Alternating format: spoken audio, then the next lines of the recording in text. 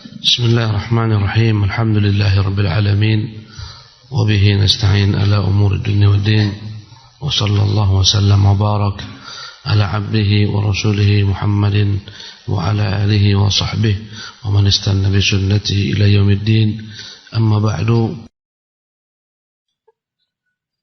Berkata Syekh Abdul Razzaq hafizahullah, wa hadhihi al-muraqabah تحتاج من العبد إلى حضور القلب واجتناب الغفلة ودوام الذكر. Perasaan selalu dipantau oleh Allah Subhanahu wa taala. Bagi seorang hamba membutuhkan darinya perasaan senantiasa hatinya itu hadir, tidak lalai. Sebagaimana manusia bisa lalai, hati pun bisa lalai. Ketika kita ingin menghadirkan perasaan dipantau Allah Subhanahu wa taala, maka hati kita harus dalam keadaan hadir, tidak lalai. Kadang-kadang kita sholat, hati kita lalai. Padahal sholat itu ditegakkan untuk berzikir kepada Allah. Wa aqimus sholata li dzikri. Tapi hati kita lalai, tak hadir bersama kita. Kadang-kadang di kajian, hati kita juga lalai. Ketika hati kita lalai, kita tak merasakan apa yang sedang disampaikan kepada kita. Demikian juga halnya dengan Allah Jalla wa Ala. Ketika hati kita lalai, kita tak sadar dengan keberadaan Allah Subhanahu wa taala. Yang memantau kita, yang mendengar kita. Wajtinabil ghafla wa dawamid dzikri. Dan ini membutuhkan perasaan selalu dipantau Allah Subhanahu wa taala, membutuhkan kehadiran hati, menjauhkan kelalaian dan senantiasa berupaya untuk mengingat Allah Subhanahu wa taala. Wa hadza yuthmiru sururul qalbi. Perasaan benar-benar merasa dilihat Allah, dipantau Allah Subhanahu wa taala. Dengan itu dia selalu mengingat Allah Subhanahu wa taala, akan membuahkan sururul qalbi, kegembiraan hati, wan syirahas sadri, kelapangan dada, wa qurratul ain, membuat senang mata memandang, bil qurbi min Allah, ketika merasa dekat dengan Allah Subhanahu wa taala, wa huwa na'imun mu'ajjal, dan inilah kenikmatan yang segera yang didapatkan seseorang. Yanalul 'abdu fi dunyahu, di dunianya, qabla ukhrahu, sebelum di akhiratnya. Ini yang hilang dari kebanyakan kita. Merasa nikmat dipantau Allah Subhanahu wa taala. Merasa nikmat dengan mengingat Allah Subhanahu wa taala. Barang siapa yang mampu senantiasa dalam gerak-geriknya, dalam diamnya, dalam fikirnya, dalam aktivitasnya, merasa dipantau Allah, sehingga dia berikan yang terbaik untuk Allah Subhanahu wa taala, memacu dia untuk berbuat ihsan. Orang semacam ini akan mendapatkan kenikmatan yang luar biasa dalam hatinya. Dan inilah sesungguhnya kenikmatan sebelum masuk surga, diberikan di dunia. Itu perasaan kenikmatan merasa dilihat oleh Allah Jalla wa'ala, sehingga kita berbuat dengan tulus, ikhlas, sempurna, karena merasa dilihat oleh Allah Subhanahu wa ta'ala. Ibnu Qayyim rahimahullah berkata, fa inna sururul qalbi, sesungguhnya kegembiraan hati billah, dengan Allah Subhanahu wa ta'ala. Seorang merasa begitu nikmatnya dengan Allah Subhanahu wa ta'ala. Wa farhahu bih, gembira karena senantiasa bersama Allah Jalla wa Ala. Wa qurratul ain bih, membuat matanya teduh, memandang segalanya karena merasa dekat dengan Allah Subhanahu wa taala. La yushbihu syai'un min na'imid dunya, tidak akan pernah ada sedikit pun mirip dengan segala macam kenikmatan dunia. Albattah, sama sekali. Perasaan nikmat bersama Allah Subhanahu wa taala. Bayangkan dalam ahli dunia, hidup dunia, Seseorang akan tentram bersama kekasihnya, tenang. Apalagi jika kekasihnya memiliki kekuatan yang dahsyat, wibawa yang kuat, ia akan senantiasa tentram, tenang dengan kekasihnya yang tunduk kepadanya banyak makhluk. Ya, dia akan tenang, tentram. Lihatlah betapa anak-anak kecil tentram dengan orang tuanya. Ya, kemana orang tua pergi dia tentram, tenang. Ketika orang tuanya hilang dari pandangan matanya, mungkin dia menangis. Dia mencari orang tuanya, abi, mana abi, mana ummi. Tapi ketika ada orang tuanya, dia tentram, tenang. Ya, segalanya dia lakukan dengan nikmat. Tapi ketika hilang orang tuanya, semua tak mampu dia lakukan. Ada adalah tangisan. Ya, berusaha mencari orang tuanya, segalanya akan terasa ya tak nikmat baginya. Ini perumpamaan ya antara makhluk dengan makhluk, walillahil matsul a'la. Dan Maha Suci Allah lebih tinggi daripada segala-galanya untuk dapat disamakan dengan makhluk. Tapi ini adalah gambaran. Ya, maka demikian juga dengan seorang hamba yang benar-benar merasa Allah bersamanya selalu, memantaunya, mendengarnya. Maka kenikmatan dia rasakan, kenikmatan yang tak dapat diekspresikan, digambarkan. Ya, yang tak akan dapat dikiaskan, disamakan dengan segala macam kenikmatan dunia yang ada. Laisa lahu nadhir, tidak akan ada tandingannya. Ya, alladhi yuqasu bih, yang dapat dikiaskan dengannya. Tak ada. Ya, kenikmatan bersama orang-orang kita cintai, kita kasih, bukanlah abadi. Datang masanya kita bersedih ketika berpisah dengannya. Karena tak ada sesuatu yang pertemuan kecuali akan diakhiri dengan perpisahan. Kenikmatan berbahagia dengan kasih hati ketika memang hati terpaut dengannya. Berbagai macam unsur terkadang membuat hati menjauh daripadanya. Kekasih hati menjadi musuh yang bersengitan dan semacamnya. Tapi dengan Allah, subhanallah, tidak akan mungkin dapat dikiaskan. Wa huwa halun min ahwali ahli jannah. Dan ini adalah bagian dari perasaan penduduk surga akan mereka rasakan kelak di surga. Subhanallah. Berarti di dunia ini kita bisa merasakan dalam surga sebagaimana ahli surga merasakan kenikmatan dalam surga. Di dunia ini ada surga. Karena itulah tak heran kalau Ibnu Qayyim mengatakan, gurunya mengatakan, barang siapa yang tak pernah masuk surga di dunia ini, tak pernah masuk surga di akhirat. Apa itu surga di dunia ini? Surga di dunia adalah ketika seorang merasa dekat dengan Tuhannya, dipantau, dilihat Tuhannya.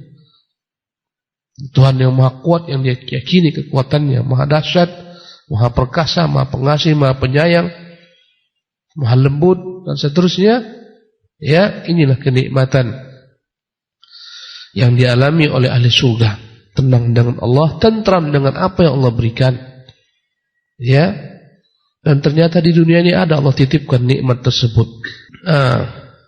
Inilah yang begitu dahsyat. Hatta qala ba'dul arifin, sebagian ahli ma'rifat. Selalu kita bahas ilmu ini tentang ma'rifat ini. Ya, yang dicari-cari ahli ma'rifat, inilah dia. Berkata sebagian ahli ma'rifat, innahu latamurru bi awqatun, sungguh terkadang ya lewat di hadapanku atau aku melewati fase awqatun aqulu fiha, aku melewati suatu fase, suatu masa, suatu waktu, aku layak ketika itu berkata, in kana ahlul jannah, in kana ahlul jannati fi mithli hadza, kalaulah seperti ini kiranya keadaan orang-orang di dalam surga, innahum lafi 'aisyin thayyib, sungguh benar-benar nikmatnya hidup mereka. Ya, ini perkataan mereka. Oh, ternyata begini rupanya kenikmatan di surga itu. Mereka merasa nikmat yang begitu dahsyat bersama Allah. Kalau andai kata seperti inilah kiranya, sungguh benar kata orang, surga itu nikmat. Dan tak diragukan lagi anna hadza syurur, kenikmatan yang tiada tara ini masa dipantau Allah Subhanahu wa taala, dilihat, didengar, gerak-geriknya diketahui, dibantu Allah SWT, diberikan taufik, hidayah, inayah. Kegembiraan ini yab'atsuhu 'ala dawamis sayr, membuat dia terus berusaha untuk tetap berjalan ilallah ya azza wa jalla, menuju Allah. Subhanallah. Karena orang banyak berjalan bukan menuju Allah, ya, menuju selain Allah Subhanahu wa taala, menuju dunianya, menuju jabatannya, ya, menuju makhluk, menuju orang-orang yang dia kagumi, yang dia agungkan dan semacamnya. Tapi hamba ini tak peduli dengan segala sesuatu. Hingar-bingarnya manusia, berebut mencari dunianya, berebut dengan kekuasaannya, dia tak peduli karena dia sedang berjalan menuju Tuhan Allah Subhanahu wa taala. Apapun yang dikatakan manusia, apapun diperbuat manusia, sepak terjang manusia, dia tak peduli. Bukan itu tujuanku. Tujuanku Allah Jalla fi'ula. Maka hal ini perasaan dibentuk Allah Subhanahu wa taala. Gembira dengan Allah, senantiasa merasa Allah hadir dalam kehidupannya, membuat dia terus-menerus continue. Dia tak pernah putus dari berjalan menuju Allah Subhanahu wa taala. Wa badlil juhdi fi talabihi wa ibtigha'i mardatihi, wa man lam yajid hadha as-surura wala shay'an minhu falyattahim imanahu wa 'amalahu. Perasaan inilah yang membuat seseorang senantiasa mencari ridha Allah Jalla wa ala. Ridha Tuhannya, ridha Maulanya. Kalau orang di perusahaan, di pabrik-pabrik berusaha mencari ridha bosnya agar naik pangkat, naik jabatan, diberikan bonus, sehingga dia bekerja mati-matian, pagi hari sudah masuk, pulang malam-malam, kadang sampai tengah malam. Apa yang dia cari? Ridha bos, ridha atasannya, ya. Apa yang dia inginkan dari ridha atasannya? Segala macam fasilitas, kemudahan, kenikmatan, gaji dan semacamnya. Apalagi dengan Allah pemilik alam semesta. Maka perasaan ini akan membuat dia tak peduli dengan apa yang dikatakan manusia, tak peduli dengan kebencian manusia. Dia akan acuhkan, cuek, ya, sehingga yang dicarinya adalah ridha Allah Subhanahu wa taala. Tak peduli apa kata dunia, tak peduli apa kata manusia. Tujuannya adalah ridha Allah Subhanahu wa taala. Dan kata Al-Imam Ibn Qayyim rahimahullah, dan sungguh perkataan ini membagaikan pecut yang memecut kita semua. Kata beliau, "Wa man lam yajid hadha sururah," yang tak pernah merasakan nikmat ini, wala syai'an minhu, walaupun sedikit, falyattahim imanahu wa amalahu. Curigailah keimanannya sendiri, benarkah dia beriman? Ya, curigailah amalannya, benarkah tulus? Yang tak merasakan nikmat ini, curigai imannya, curigai amalannya. Jangan-jangan hanyalah merupakan gerak-gerik belaka tanpa roh daripada segala macam aktivitas ibadahnya. Jangan-jangan niatnya, ya, ke timur, Allah Subhanahu wa taala di barat. Falyattahim imanahu wa amalah. Curigailah iman, ya. Oleh karena itu, ikhwati fillah rahimakumullah, ciri-cirinya kita merasa bosan dengan ibadah, jenuh dengan ibadah, tak merasa nikmat dengan ibadah, mengerjakannya dengan keterpaksaan, mengerjakannya dengan setengah hati, mengerjakannya dengan tergesa-gesa. Sebagaimana kita tahu ahli dunia yang tak memiliki loyal tinggi kepada atasan, begitulah kira-kira. Hanya sekedar kewajiban, selesai keluar cabut. Andai kata, ya, selesai kewajiban, sudah selesai. Ya, kadang-kadang dengan perasaan dongkol. Pernahkah kita merasakan semacam ini? Ya, dibangunkan azan ketika asar, berat kita baru tidur, baru aja zuhur, dah lagi datang asar. Subhanallah. Ya, baru perasaan Ramadan selesai, ini udah masuk lagi Ramadan, capek lah puasa nih. Puasa juga dia, ya. Tapi ungkapannya, capek lah puasa ini. Berharap kalaulah tak ada puasa itu. Dia mengerjakan, tapi tak merasakan nikmat. Orang yang mengaji pun demikian, menimba ilmu, mencari ilmu pun demikian. Ada yang memang dia hadir di majelis ilmu, tapi tak merasakan nikmat. Ada orang-orang yang menyampaikan ilmu, tapi juga tak merasa nikmat. Ya, kenapa? Alpa daripadanya keberadaan Allah Subhanahu wa taala. Fa inna lil imani halawatan. Sesungguhnya iman itu memiliki rasa nikmat, rasa manis.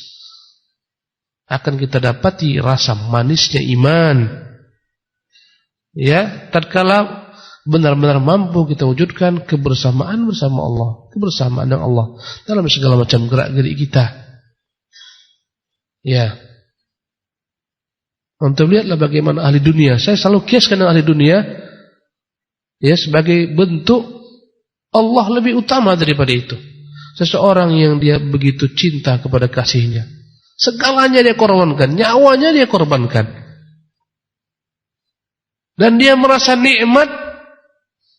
Subhanallah, demi kekasihnya tersiksa, disiksa, menderita.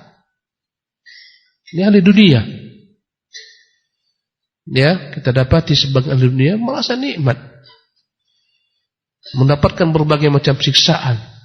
Dia dipenjara demi kekasihnya, dia tak merasa kecewa. Subhanallah, mati pun dia rela untuk kekasihnya, dan dia merasakan nikmat. Segala penderitaan untuk mencari ridho kasihnya baginya adalah kenikmatan. Jauh-jauh pun kata kekasihnya, aku hobi semur jengkol bang. Malam-malam pekat pun dia terbang kemana, dicarinya semur jengkol.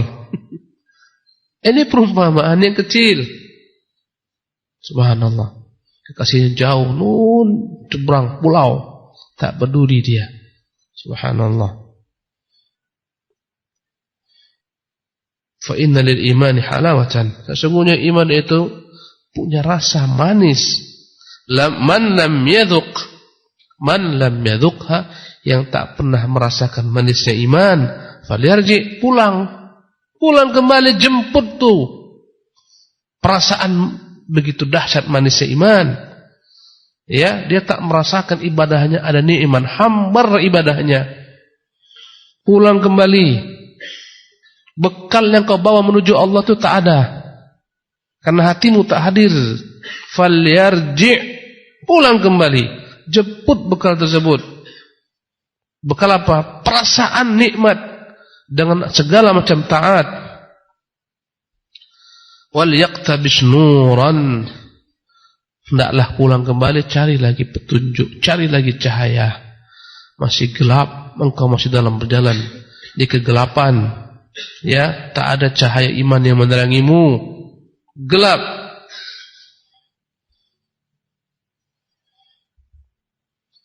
Yajid bihi halawatul iman, agar dengan cahaya itu dia akan dapati manisnya iman. Kembalilah dia berjalan menuju Allah SWT.